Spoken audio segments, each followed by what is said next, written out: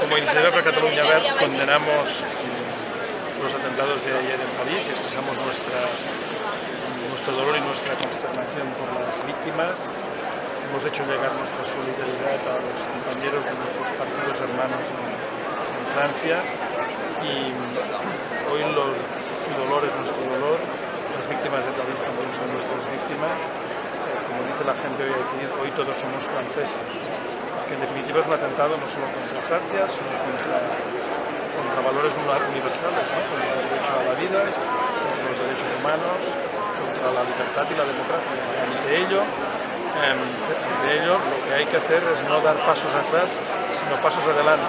No hay guerras de religión, sino solo entre la democracia y la barbarie.